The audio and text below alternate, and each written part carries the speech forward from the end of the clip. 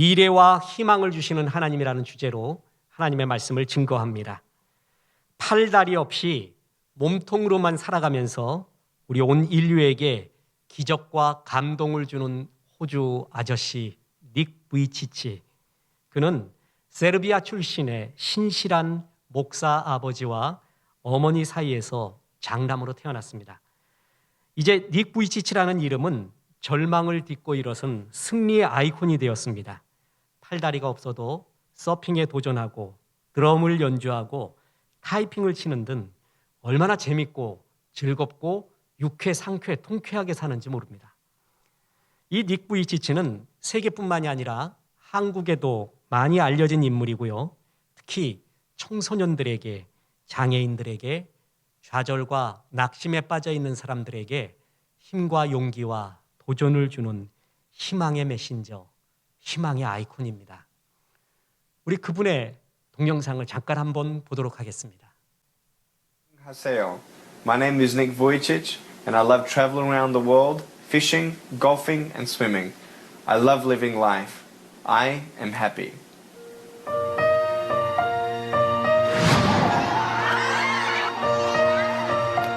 공을 찰 수 있는 발과 팔다리 없이 몸통으로만 살아가지만 아까 보셨죠? I'm very happy. 그 말이 헛된 말이, 거짓말이, 멘트용 말이 아닐 것입니다. 그가 희망을 찾고 행복할 수 있었던 두 가지 이유를 그 스스로가 고백합니다. 하나는 자기 주변에 사랑하는 사람이 있었습니다. 목사인 아버지와 어머니는 어린 시절부터 그를 끝없이 축복을 했습니다. 너는 하나님의 고귀한 존재, 복의 근원이 되고 귀중한 하나님의 보석이라고 축복하며 그를 기쁘게 하고 그를 사랑했습니다.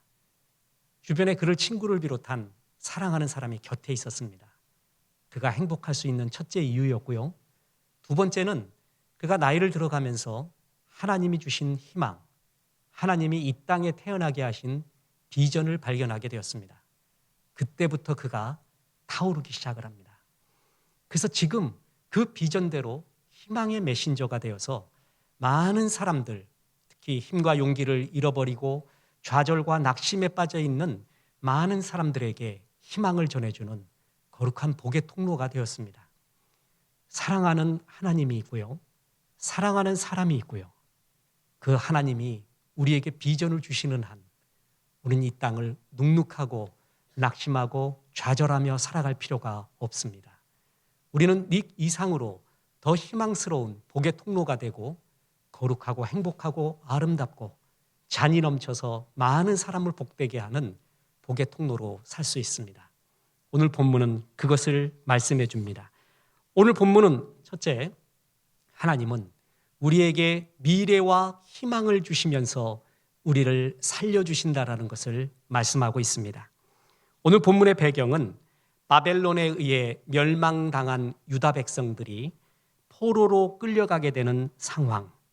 그 상황 속에서 자신들이 범죄하여 나라가 망하고 이러한 안타까운 일을 당했음에도 불구하고 그들은 회개하지 않고 하나님께 불평했습니다. 하나님이 살아계시다면 어떻게 우리를 이 모양으로 내버려 둘 수가 있겠는가 따지는 사람도 있고요. 하나님이 자신들을 버렸다고 생각하는 사람도 있고요. 무엇보다 이들을 휩싸고 있는 것은, 이들을 포대기로 감싸고 있는 것은 희망이 없음, 좌절이었습니다.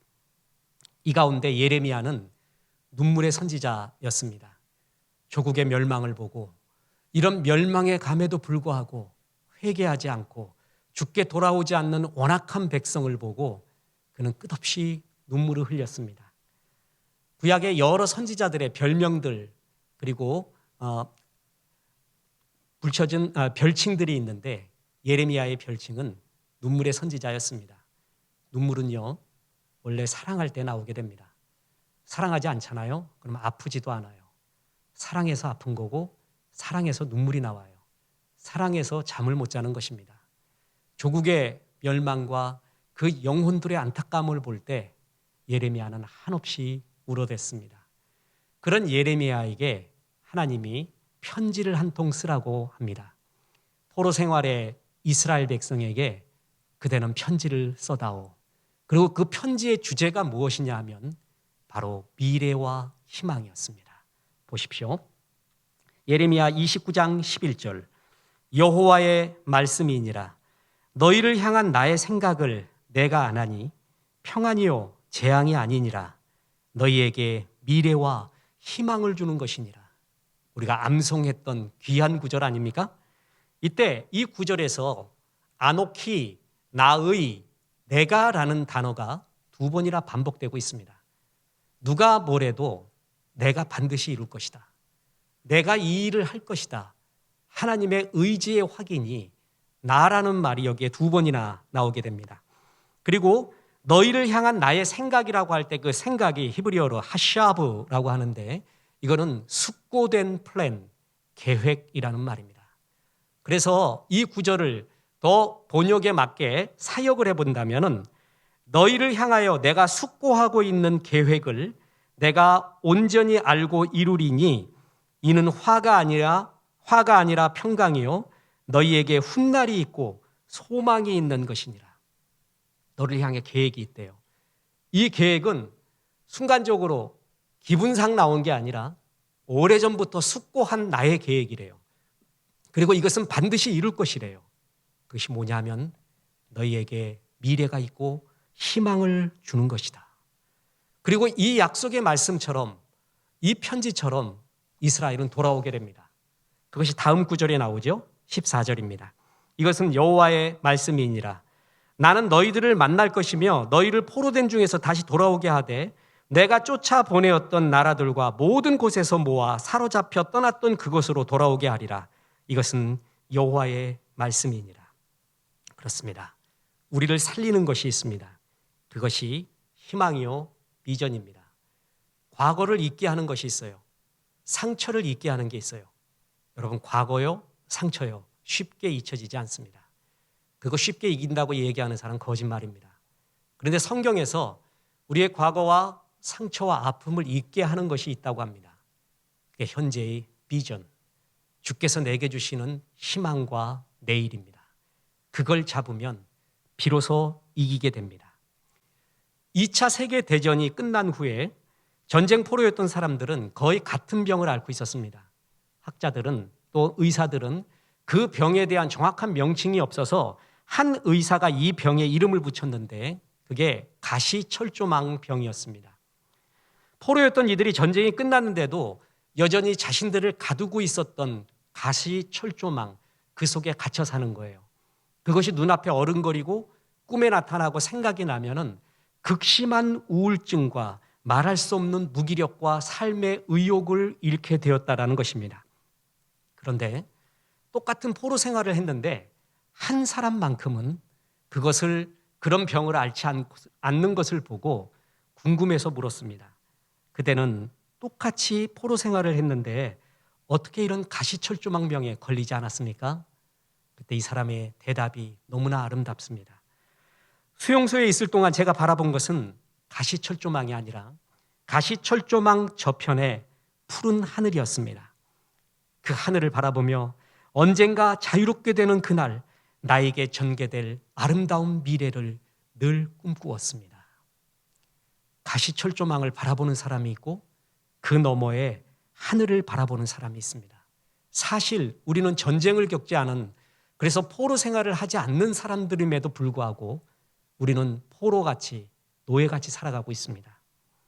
우리를 얽어매고 있는 이런 가시철조망 같은 우리를 무기력하게 만드는 그 무엇이 우리 가운데 있습니다.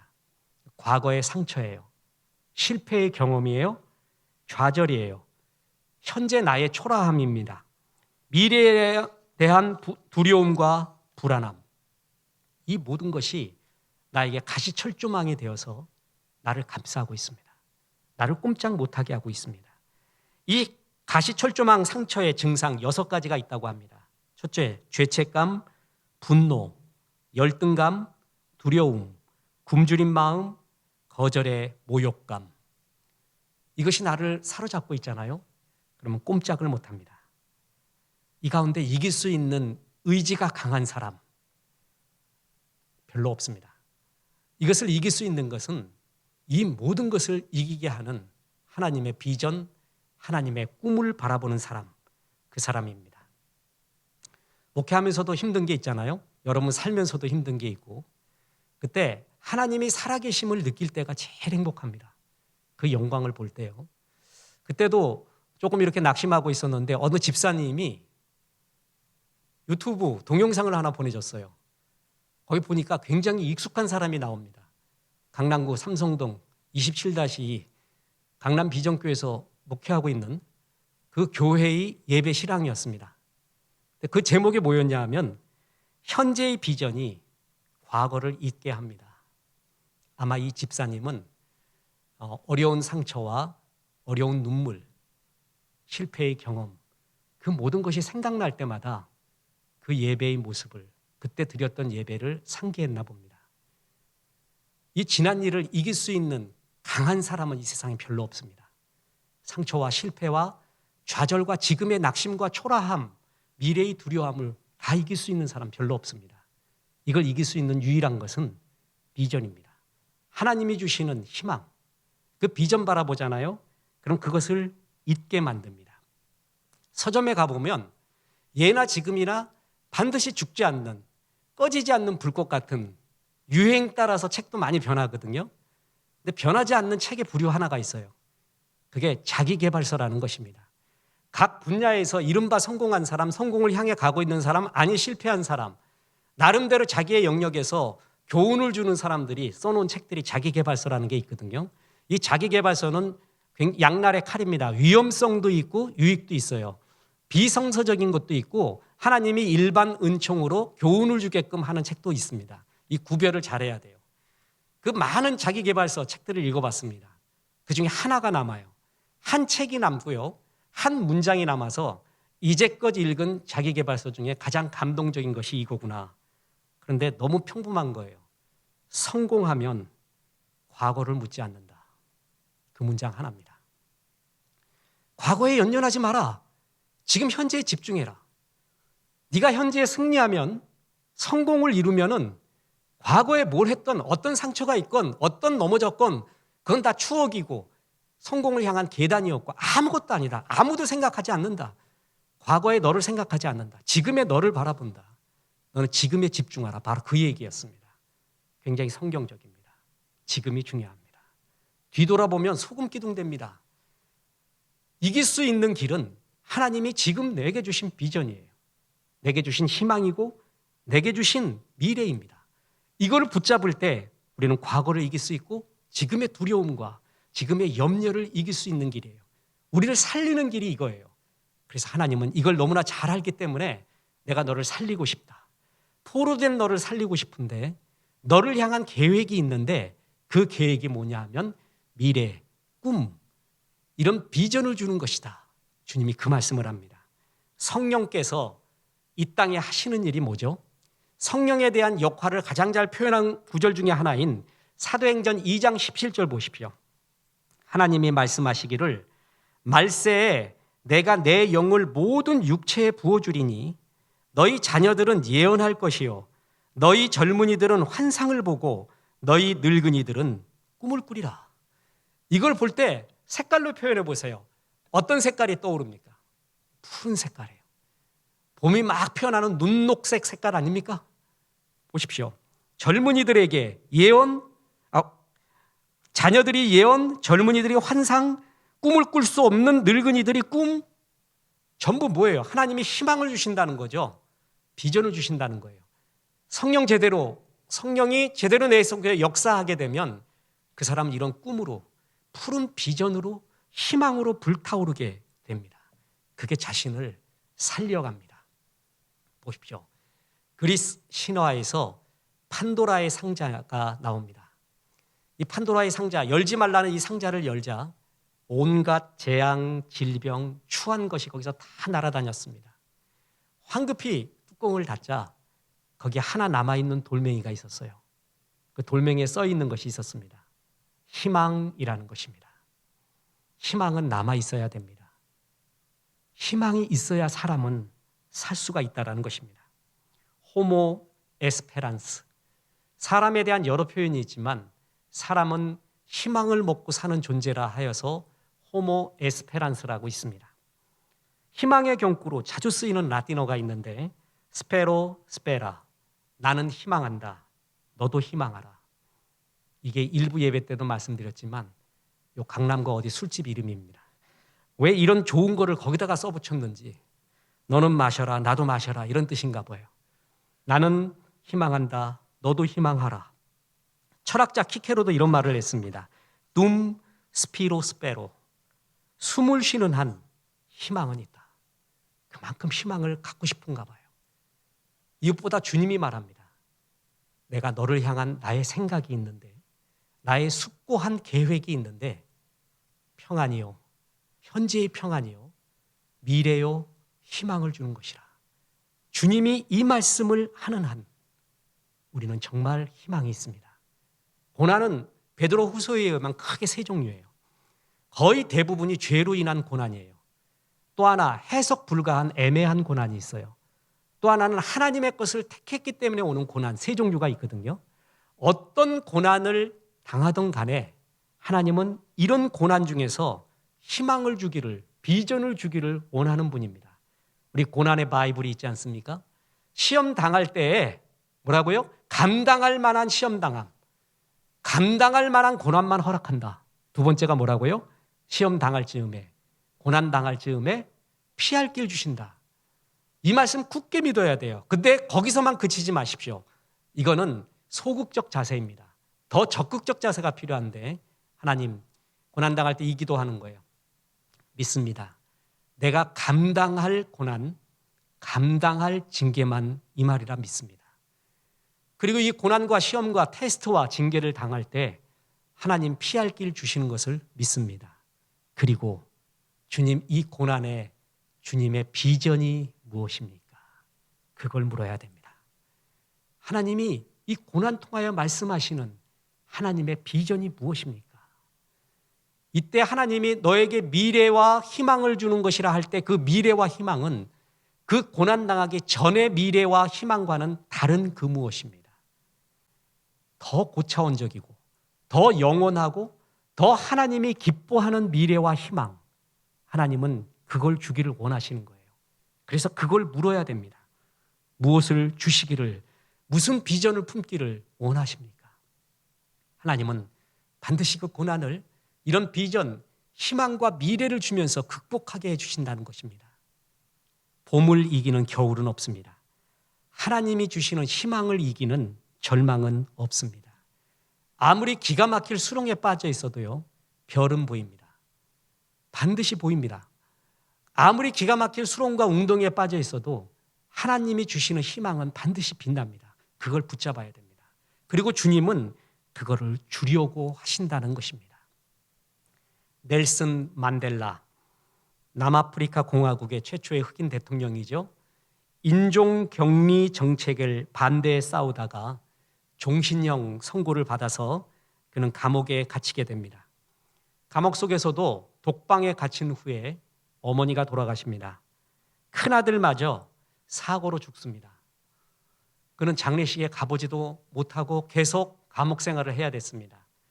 감옥 생활 14년째 큰딸이 자식을 낳아서 이름을 지어달라고 찾아왔습니다. 만델라는 빙긋이 웃으면서 그에게 쪽지 하나를 전해줬습니다.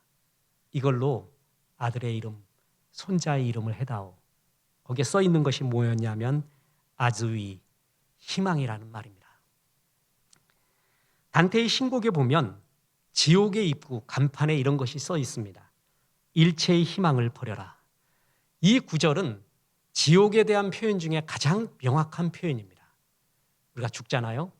그럼 명복이라는 것은 없습니다. 나눠줍니다. 여기서 저기로 갈 수도 없어요. 림보니 연옥이니 중간 과정이 없습니다. 천국과 지옥입니다. 희망이 없습니다. 지옥에 가면 희망이 없거든요. 현실 속에서도 지옥 같은 삶은 희망이 없는 삶, 소망이 없는 삶, 내일이 없는 삶, 그게 바로 지옥에 대한 체험입니다. 지옥에 대한 명확한 정의입니다.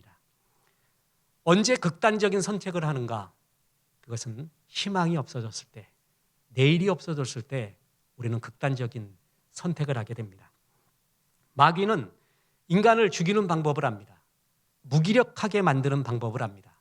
살았으나 죽은 사람같이 살게 하는 방법을 압니다. 희망을 뺏어가는 거예요. 내일을 뺏어가는 거예요. 그러면 살아있으나 죽은 자 같은 그런 존재로 살아가게 됩니다. 하나님은 살리는 존재입니다. 어떻게 살리시는가? 희망, 소망, 비전을 주어서 살린다는 것입니다. 그래서 시편 119편 49절에 보면 주의 종에게 하신 말씀을 기억하소서 주께서 내게 소망을 가지게 하셨나이다. 하나님은 나에게 꿈을 줘요. 소망을 줘요. 목사도요, 이렇게 묵상을 할 때 언제 살아나냐 하면 주께서 변함없이, 어김없이, 틀림없이 주신 비전, 그 소망을 바라보잖아요. 그럼 내가 이러고 있으면 안 되지. 그러고 막 살아나요. 할 일이 너무 많아요. 주께서 내게 소망이 있게 하셨나이다. 이 소망에 대해서 누구보다도 갈망했던 나라가 이스라엘입니다. 2000년 이상 디아스포라로 흩어져 살면서 그들은 정말 제일 필요한 것이 인생의 희망이라는 것을 알았습니다. 그래서 나라를 만들었잖아요. 그래서 국가를 만들었어요. 애국가. 그 국가의 제목이 뭔지 아세요? 이스라엘의 국가. 하티크바, 희망이라는 뜻입니다. 이스라엘 국가는 1절밖에 없습니다. 2절, 3절을 만들려고 했더니 1절이면 족합니다. 1절 하나면 족해요. 2절, 3절 불러서 1절을 망가뜨리지 맙시다. 그 1절, 하티크바, 희망이라는 구절.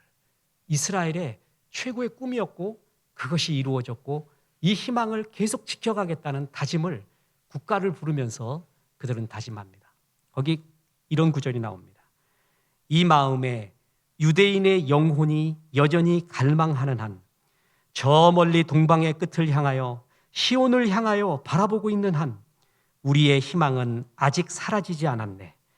2000년간 이어온 오랜 그 희망은 우리의 땅에 속박없는 나라를 세우리라는 그 희망, 시온과 예루살렘의 그 땅에. 얼마나 희망이 사람을 살리는지, 나라가 살리는지. 이 세상에서 제일 멋진 존재가 뭔지 아세요? 만나면 희망을 주는 존재예요. 꿈을 주는 존재예요.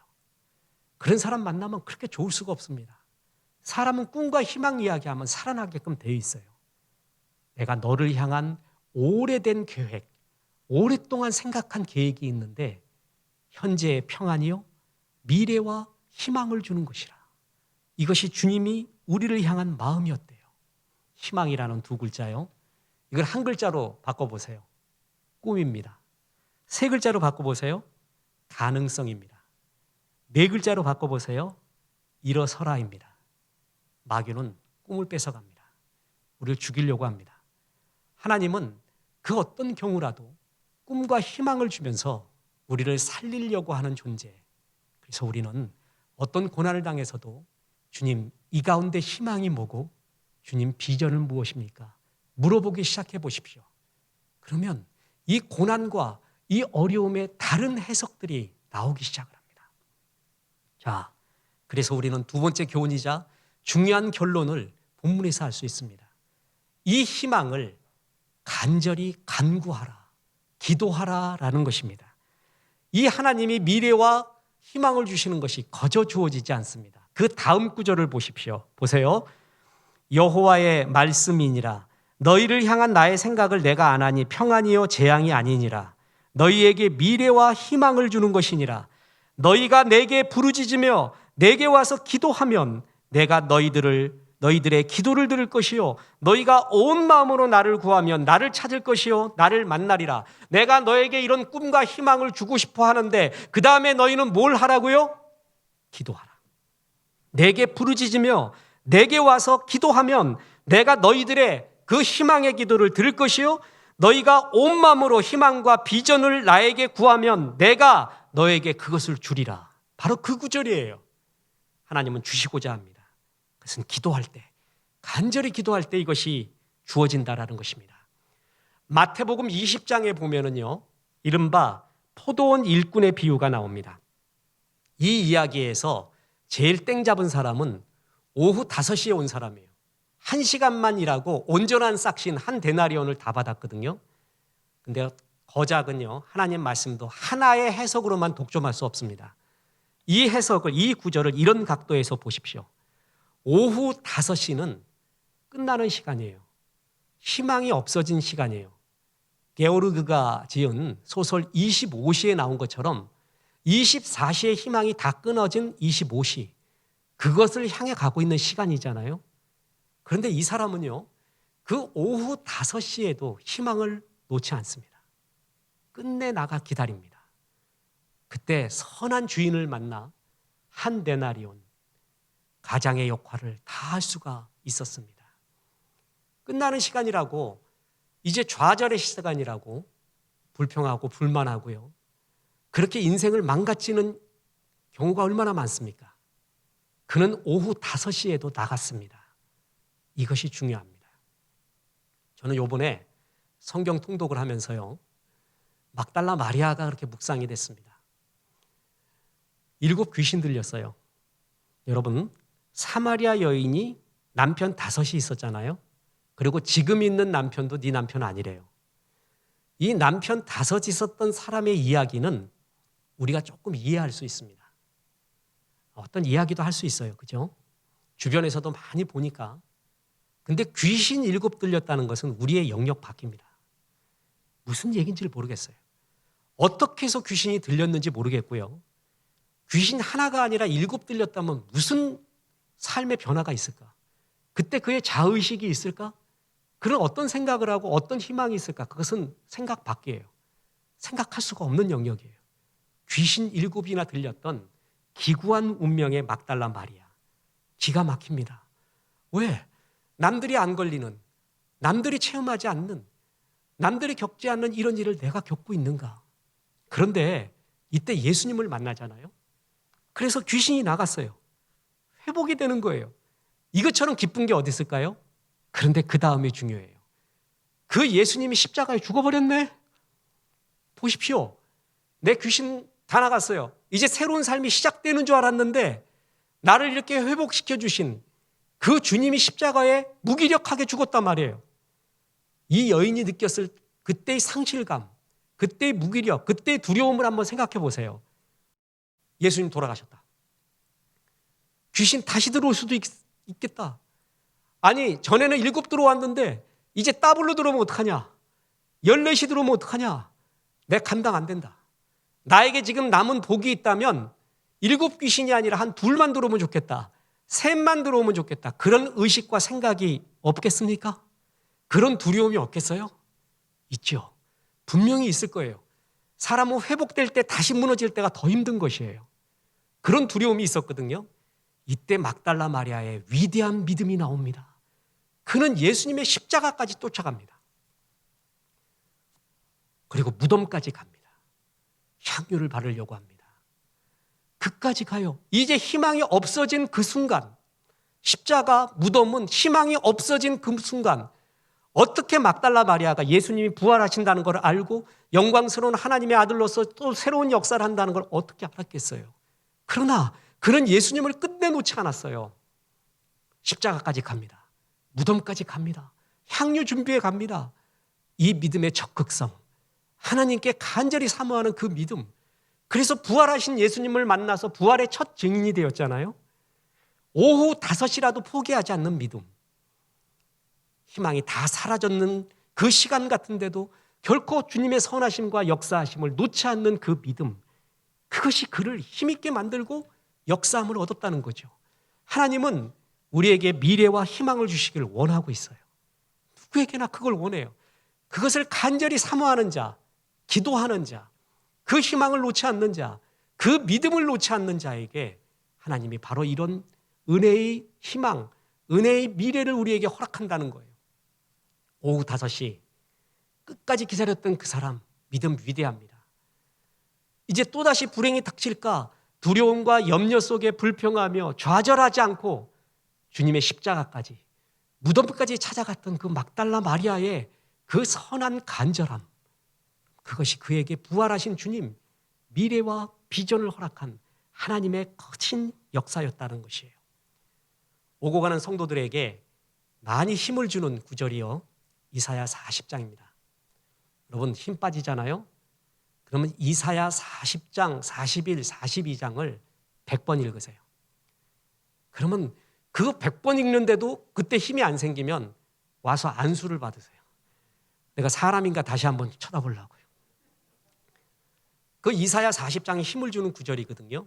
근데 거기에 이런 구절이 나와요. 40장 27절에 야곱아 어찌하여 내가 말하며 이스라엘아 내가 이르기를 내 길은 여호와께 숨겨졌으며 내 송사는 내 하나님에게서 벗어난다 하느냐. 하나님 나는 왜 이렇게 되는 게 없습니까? 기도해도 안 되고 뭔가 좀 이 길을 뚫어줘야지 주님이 내가 나갈 텐데 왜 이렇게 막히는 게 많고 어떻게 나는 하나님 앞에 이렇게 송사되지가 않고 어떻게 내 일은 하나님께 숨겨졌습니까? 주님이 열어주지 않습니까? 그 구절이거든요. 근데 그 다음에 나오는 구절이요. 40장 31절 보세요. 오직 여호와를 앙망하는 자는 새 힘을 얻으리니 독수리가 날개치며 올라감 같을 것이요 다른 박질하여도 곤비하지 아니하겠고 걸어가도 피곤치 아니하리로다. 이거 유명한 구절 아닙니까? 이사야 40장 31절이에요. 이 구절이 나오게 된 컨텍스트가 40장 27절이에요. 그 전에 아무리 송사해도 아무리 기도해도 아무리 부르짖어도 하나님이 내 길만큼은 열어주지 않는 것 같은 그 상황에서 끝까지 여호와를 앙망하는 자. 그럼에도 불구하고 여호와를 앙망하는 자는 독수리의 날개치며 올라감 같을 것이요. 그 구절이 여기서 나오는 거예요. 그래도 끝까지 내 억울함 들어주지 않는다고요? 내 문은 하나님이 열어주지 않는다고요? 그래도 믿습니다, 주님. 끝까지 여호와를 앙망하라. 그때 그 여호와를 앙망하는 자는 독수리의 날개치며 올라감 같을 것이다. 그 얘기하고 있는 거예요. 내가 너에게 미래와 희망을 주기를 원한다. 너는 이 미래와 희망을 위하여 기도하라. 그때 내가 듣겠다. 그리고 이루어 주겠다. 미래와 희망을 간구하는 간절함, 그것이 얼마나 중요한지 모릅니다. 닉 부이치치는 사랑하는 어머니 아버지의 기도와 축복, 그리고 선한 하나님의 교육. 여러분 세상에 그리스도인이 욕을 많이 먹고 있잖아요. 근데 이렇게 진짜 힘을 주는 존재도 그리스도인 가운데 많이 있습니다. 참 많이 있습니다. 그 대표적인 게 닉 부이치치예요. 그를 살린 거는 바로 이런 사랑하는 부모님, 사랑하는 사람들의 사랑이었어요. 또 하나, 그가 성숙되어 가면서 발견한 비전. 다시 말해서 하나님이 나를 향해 오랫동안 계획했던 나의 희망, 나를 향한 희망, 미래, 비전을 발견하게 됩니다. 아, 하나님이 나를 이것을 위해 이 땅에 태어나게 했구나. 그걸 발견하면서 그는 날아오르고 불꽃 같은 인생을 살기 시작했다고 스스로 고백하잖아요. 우리 두 번째 닉 부이치치의 영상을 한번 보겠습니다. Thank you. Thank you very much. Nice to see you. My name is Nick Vujicic and it's a pleasure to be with you. So I have no limbs, but I have my little chicken drumstick. 때로 넘어지잖아요. 근데 체력이 있고요. 손과 발이 있는 사람은 쉽게 일어납니다. 근데 닉처럼요. 손과 발이 없어요. 그리고 힘도 없어요. 우리는 때로 넘어질 때 그런 생각을 합니다. 다시 일어설 수 없을 것 같구나. 나에게 희망이 있을까? 미래가 있을까? 그거는 손과 발이 없어 본 사람이 진짜 압니다. 힘이 있는 사람은 이걸 몰라요. 근데 그것마저 없어져 본 그런 약한 자, 그런 사람은 정말 느낍니다. 내가 다시 일어설 수 있을까? 닉은 수없이 그런 경험 속에서 하나님 앞에 일어서는 법을 알았고 이렇게 쓰러져 있는 수많은 사람들을 일으키는 것이 나의 사명이라는 것을 그가 발견하게 됩니다. 그래서 불꽃처럼 살게 됩니다. 그가 한국에 와서도 저런 모습과 저런 영상을 했는데 그때 잊혀지지 않는 게 하나 있습니다. 저렇게 겨우 일어났어요. 얼굴이 막 붉은 점이 생기고 사람들이 박수치고 야단 났습니다. 그랬더니 닉이 이런 말 합니다. 하나님이 제게 좋은 은사를 주셨는데 나는 아무 말 않고 넘어졌다 일어나기만 해도 사람들이 감동 먹습니다. 자기에게 주신 너무나 좋은 은사래요. 그렇습니다. 어떤 경우라도 하나님은 희망을 주시기를 원하고 있습니다. 마귀는 그걸 자꾸 뺏어가려고 그래요. 내가 너를 향한 나의 생각을 내가 안 하니 재앙이 아니라 너에게 평안 주는 것이고 미래와 희망을 주는 것이라. 그래서 이걸 위해 간구하라. 반드시 그 길이 보일 것이다. 주님이 약속을 합니다. 그러면 그 약속은 나의 좌절의 경험과 실패의 경험과 아픔보다 더 큰 것입니다. 하나님의 은혜는 우리의 그 모든 경험보다 더 큽니다. 우리 그 말씀을 믿고 일어설 수가 있다라는 것입니다. 오랫동안에 아프리카 대륙 최남단을 폭풍의 기슭 혹은 악마봉이라고 불렸습니다. 그것에 너무나 휘몰아치는 물결들이 있어서 수많은 배들이 그것을 항해하다가 좌초했기 때문에 붙여진 악마봉이라는 이름이었습니다. 그때 1497년 포르투갈의 항해사 바스코타가마가 그곳에 여러 번 도전을 하면서 마침내 그 악마의 봉우리를 통과하게 됩니다. 그리고 어떻게 하면 이 휘몰아치는 이 해로, 이 해안 속에서 안전하게 갈 수 있는가 해로를 발견하게 됩니다. 그 이후로 그것은 악마봉이 아니라 희망봉이라고 불리게 되었습니다. 바스코다가마가 그 희망봉을 건너가 봤더니 그 뒤에는 말할 수 없이 아름답고 잔잔한 인도양이 있었습니다. 아름다운 해변이 펼쳐져 있었고 그 당시 사람으로서 최고의 희망이라고 여기는 인도가 거기에 있었습니다. 희망봉, 악마의 봉이라고 여겨지는 그것을 통과하는 우리 성도님들이 지금 있습니다. 악마의 곳, 폭풍의 곳 같지만 주의 은혜로 그것이 희망봉이 될 것입니다. 얼음장 밑에도 지금도 고기는 뛰놀고 있습니다. 매화는 꽃망울을 터뜨릴 준비를 하고 있습니다. 한방눈이 펑펑 온다고 해도 덮을 수 없는 게 있는데 그게 바로 봄입니다. 절망이 문제가 아무리 커도 덮을 수 없고 이길 수 없는 것이 있는데 하나님이 주시는 비전과 희망이 그러합니다. 나뭇잎은 강 아래로 그저 떠내려갑니다. 생명이 없기 때문에 그렇습니다. 그러나 은빛 연어들은 강물을 거슬러 올라갑니다. 생명이 있는 존재이기 때문에 그렇습니다. 생명 있는 존재의 특징은 희망과 비전이 있다는 것입니다. 꿈이 있는 물방울은 천리를 가게 됩니다. 지금 1월 말이지만 진달래는 곧 피어날 것입니다. 진달래는 꽃필 준비를 하고 있습니다. 여러분 진달래의 뜻이 뭔지 아십니까? 진하고 달콤한 내일, 그게 진달래입니다. 주님은 이 진달래꽃을 주기를 원합니다. 나의 사랑하는 자야, 그렇게 잊지 마라. 너의 고난과 수롱과 깊은 아픔을 잘 안다. 오래전부터 내가 너를 향한 계획이 있는데 그것은 현실의 평안이다. 그리고 미래를 주는 것이요 희망을 주는 것이라. 넌 이 하나님의 말씀을 놓지 말고 기도하라. 주의 비전을 꿈꿔라. 기도하라. 간구하라. 그럴 때 주의 이 말씀처럼 펼쳐지며 희망이 있는, 비전이 있는 많은 영혼을 주 앞으로 돌아오게 하는 주의 거룩한 사명을 이루는 귀한 백성이 될 것입니다. 고난당하는 성도님 힘내십시오. 그리고 이 희망봉 발견하시고 주님 주시는 희망과 비전 속에서 승리하시기를 주 예수의 이름으로 축원합니다. 우리 말씀 생각하며 이 좋은 하나님 찬양합니다. 88장입니다.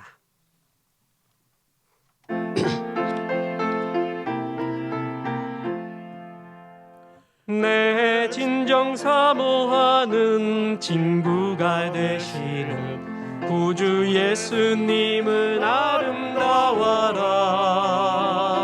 산 밑에 백합화요 빛나는 새벽별 주님 평안할 길 아주 없도다.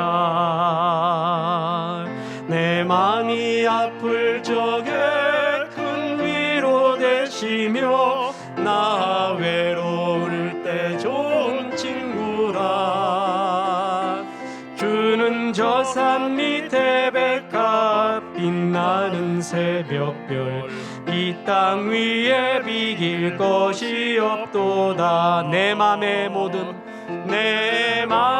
모든 염려 이 세상 고락도 주님 항상 같이 하여 주시고 시험을 당할 때에 악마의 계교를 즉시 물리치사 나를 지키네. 온 세상 날 버려도 주 예수 안 버려 끝까지 나를 돌아보시니 주는 저 산 밑에 백합 빛나는 새벽별 이 땅 위에 비길 것이 없도다. 이제는 우리 구주 예수 그리스도의 은혜와 하나님의 크신 사랑과 성령님 주님 주시는 희망과 비전을 품으라 말씀하심이 이 말씀에 아멘 하며 주의 비전을 기도하기로 기도한 성도들에게 함께 하셔서 이제부터 끝날까지 크신 영광 받으시옵기를 우리 구주 예수 그리스도 이름으로 축원하옵나이다. 아멘.